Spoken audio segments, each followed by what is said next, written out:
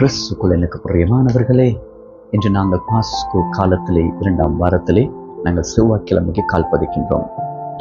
எனக்கு பிரியமானவர்களே, இன்று திருப்பணி நூல்களிலிருந்து எடுக்கப்பட்ட வாசகம், அதே போல் நற்செய்தி வாசகம், புனித யோவானுடைய நற்செய்தி வாசகத்திலே நாங்கள் இன்றைய இறை வார்த்தைகளை தியானிக்கின்ற பொழுது, அன்று ஆரம்ப கால திருச்சபையிலே இருந்தவர்களிடம் காணப்பட்ட நற்குணங்களை பற்றி தியானிக்க அழைக்கப்படுகின்றோம்.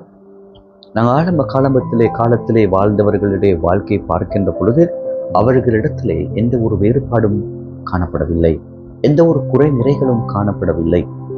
அவர்கள் அனைத்தையும் பொதுவாக வைத்து செயற்பட்டார்கள். இதற்கு காரணம் என்ன?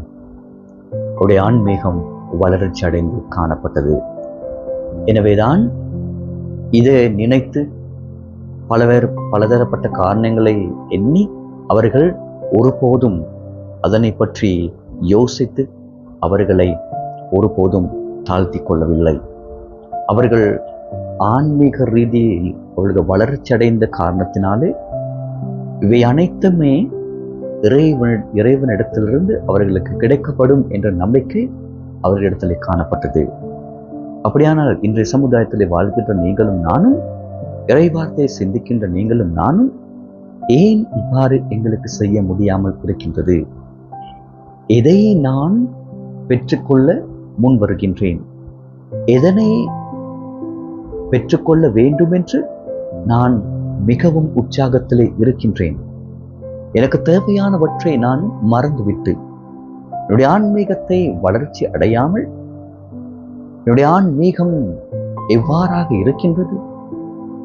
நான் தேட வேண்டியது அது, அல்லது தேட வேண்டியதை விட்டுவிட்டு நான் மற்றைய அனைத்தையும், இந்த உலகத்தில் காணப்படுகின்ற பொருட்களை தேடியவனாக இருந்தால், இன்றைய நாளிலே நாங்கள் சிந்தித்து பார்க்க வேண்டியது, எனக்கும் இறைவனுக்கும் இடைவெளி காணப்படுகின்ற பொழுது அந்த ஆன்மீகம் வளர்ச்சி அடையாமல் இருப்பதற்கு காரணமாக இருக்கின்றது.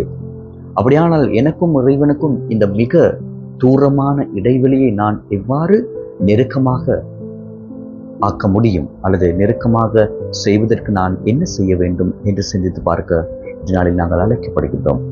அப்படியானால் அன்று எப்பொழுது நாங்கள் இறைவனிடத்தில் இருக்கின்ற இடைவெளியை நாங்கள் மிக நெருக்கமாக இறைவனோடு தொடர்பு கொள்ளுகின்றோமோ, அன்று நாங்கள் ஆரம்ப காலத்தில் இருந்து அந்த அவருடைய வாழ்க்கையில காணப்பட்ட நற்குணங்கள் எங்களுடைய வாழ்க்கையிலும் எங்களால் பெற்றுக்கொள்ள முடியும். அப்படியானால் அந்த வரப்பிரசாதங்களை வேண்டி இன்று நாளில்